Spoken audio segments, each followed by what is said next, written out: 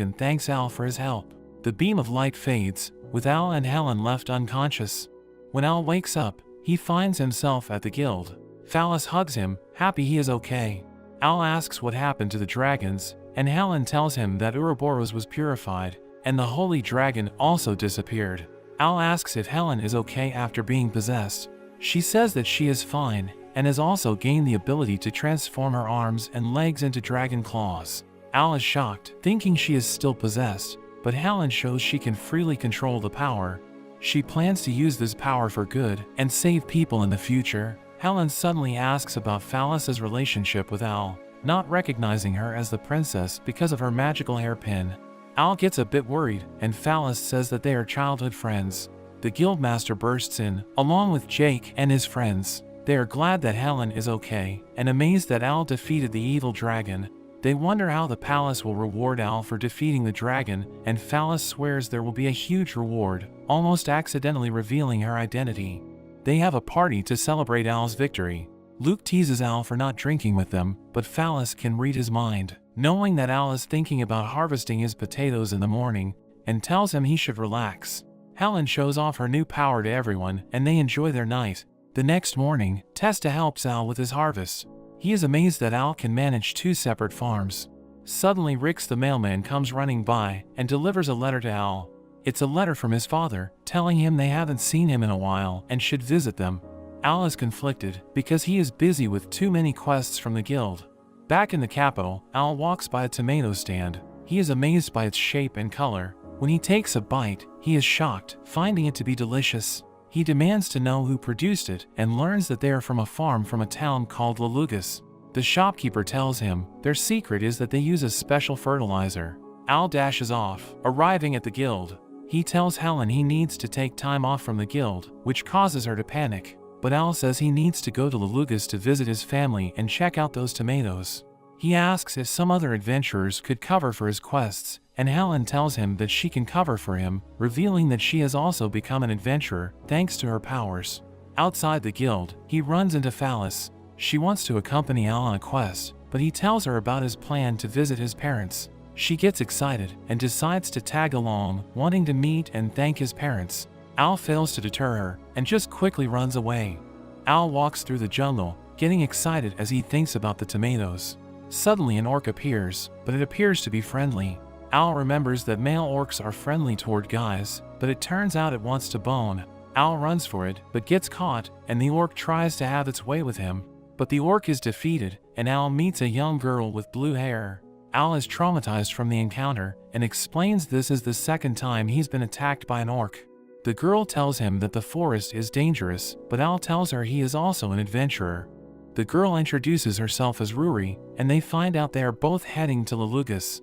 They decide to travel together, but Al worries if it is okay for her to travel with a man, since they will need to spend a night in the wild together. Ruri jokes about cutting off his head if he tries anything, but says she is not worried because she isn't cute. But Al says that she is cute, and she is flattered. They continue on their way, and suddenly they sense danger. But it's actually just Rix, who delivers another letter to Al. It's a letter from his mother, and Al reveals to Ruri that he has actually been getting a ton of them, so that's why he is going there to visit his parents. But really he is going to find this special fertilizer. He then goes on to rant about tomatoes, and Ruri gets a headache. Al asks Ruri about her family, wondering if they were worried about her being an adventurer all alone, but Ruri says no one will worry about her. Ruri changes the subject and decides they should set up camp. She pulls a tent out of her bag, and Al is amazed she can fit so much into such a small bag. Al wants to know more about the bag, and Ruri tells him it is an heirloom left by her ancestor. Al wonders who her ancestor is, but suddenly his stomach growls and they stop to make some food. Al is amazed by Ruri's cooking and praises her for her use of ingredients. He then asks her why she is headed to Lalugas. She reveals she is going for training. She has heard rumors of demons appearing, so she is going to investigate.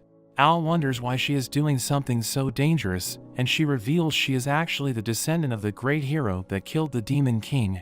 Al is amazed to learn this, but is still worried for her because she is a girl doing this all alone. Ruri freezes up and is surprised someone is actually worried for her and thanks him for caring. They decide to get some rest, and Al chooses to sleep outside on the floor. Ruri tells him to share her tent, saying she trusts him, but Al thinks it's inappropriate. Ruri mentions there might be more orcs, and Al quickly changes his mind. Al is surprised that Ruri has 2 sets of sheets. She tells him that it's her dream to have a friend chat with her until they fall asleep. Al decides to help fulfill her dream, but she ends up falling asleep right away. In her sleep, Ruri attacks Al, and he has a troubling night. In the morning, they reach Lalugas, and Ruri wonders how Al became injured. Al plays it off, and they enter the town. They say their farewells, but Ruri tells him that she enjoyed traveling with him and wants to join him again. Al tells her to be his escort for when he goes back to the capital, and she happily agrees. She draws him a map and tells him to find her when he is ready to go back. Ruri asks around about the demons, but nobody has heard anything. Suddenly she hears a scream, and there's a girl that claims her sister was abducted by a demon. She tells Ruri that her sister was taken into the Phantom's forest, and Ruri quickly goes to look for her, but there's a man that watches from a distance. Meanwhile, Al goes to visit his parents. As he goes to ring the bell, the door bursts open, and he gets tackled by his mother. She is overjoyed to see him, and ends up choking him with her hugs. Al struggles to breathe, but his mother doesn't let him go. His father appears, and punches him in the face, thinking he is doing something to his wife, but then realizes it was just his son. His wife gets mad, dragging him back into the house, and punishes him. They have dinner, and Al is fed delicious food by his mother, while his father continues to be punished. Al compares the food with Ruri's cooking, and his mother suddenly becomes interested to know if she is his girlfriend. His father tells him he should get married and have babies, but his wife breaks his back, saying Al is too young for that.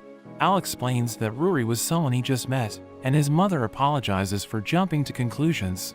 Later, Al's father asks him about his business, and Al tells him he is there for the fertilizer. His father points out on his map where he can find it, but then asks Al about the marked location. Al tells him it's the hotel where Ruri is staying, but his father doesn't remember there being a hotel at that spot. Al then goes on to ask his father about the demons, but he hasn't heard anything about that. His father tells him it's time for bed, and Al quickly steals his father's bed, saying that he can't go back to his own room because his mother is waiting there. The next day, Al picks up the fertilizer and decides to go visit Ruri, but Al suddenly hears screaming and he runs into the crowd. The man says he was attacked by a demon, but says he got away thanks to a girl with blue hair. Al asks for the location and quickly runs off to find Ruri. The man gets back up, and with a snap of his finger, the crowd and hotel are revealed to be an illusion. Al runs through the forest looking for Ruri, but finds the girl Ruri had met before getting attacked by a demon. Al easily destroys the demon, and as the girl thanks him, she also turns into a demon and attacks him. But Ruri suddenly appears and saves him. She tells him that the forest is filled with these demons, but that's when the man from earlier appears, introducing himself as Loki, and revealing himself to be a demon.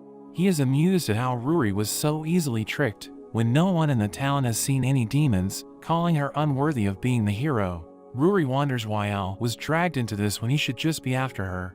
But Loki says Al is actually more important than her, because he single-handedly defeated the demon General Romeo and the evil dragon. Al realizes he is one of the demon's allies, but Loki says they weren't even on his level. Ruri charges at him, but he easily dodges and counterattacks. Al rushes to Ruri and uses his healing magic on her. Loki is surprised by this ability, and regrets not dealing with Al first. Ruri apologizes to Al and says that she is no match for him, but Al tells her not to worry because he is farmer. He rushes at Loki, but gets thrown away. Al continues his attack, but gets slammed into the ground. There is a massive crater, and Al barely holds on, but he jumps back up and manages to land a punch on Loki. Loki retaliates with a punch of his own infused with dark energy, which blows Al away. As Al falls, his package is cracked open. Loki's wounds begin to heal, and he can see how the other demons were no match for Al. Al also casts healing on himself and gets back up. Loki is ready to end things, but Al asks why he is targeting him. Loki explains that he is going after everyone who could pose a threat to his future plans. Besides Al and Ruri, he is also going after Helen next, because she inherited the evil dragon's powers. Al is surprised to hear Helen is a target. Loki then goes on about Ruri, who should have the Holy God's blessing as the next hero, but she hasn't been able to use any of the Holy God's power. He decides to put things to an end, and summons his worm demons. Al and Ruri struggle against the worms, and Ruri tells Al to make a run for it. But Al refuses and fights back against the worms, saying he wants to be the best farmer and that he wouldn't be able to live with himself if he just left her. They finish off the worms, but Loki launches another attack. Al shields Ruri from the magic, and there is a huge explosion. When the smoke clears, they manage to survive but appear badly wounded. More worms emerge as Ruri is knocked away and Al gets pinned down. Loki tells him that once the worms bite down, they never let go. He then turns to Ruri to finish her off, and she thinks back to her parents encouraging her despite others saying she couldn't be a hero. She apologizes for failing to become a hero as Loki launches his attack to finish her off. But suddenly, the worms turn white and shatter as Al gets free. He explains that this is thanks to the power of his fertilizer, which has a pesticide effect. With this, the worms are unable to regenerate. Although surprised, Loki isn't worried because Al is already so injured. But Al charges at him anyway, and he swears to protect Ruri and Helen. Ruri is confused about why Al is fighting so hard. She thinks back to her past, when everyone is telling her she was too weak to be the hero, and she gave up. But looking at Al's determination, she realizes that being a hero is not about being strong, but it's someone who never gives up trying to help, no matter what. While Al is fighting Loki, Ruri manages to stab him.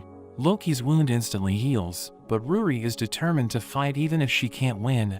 Ruri suddenly awakens her hero's powers and attacks Loki with her Holy Slash. The attack is super effective, and Ruri follows up with another slash, which finishes him off. Ruri thanks Al for helping her realize what it means to be a hero, but Al collapses in exhaustion. While he sleeps on her lap, Ruri confesses that she has a crush on him.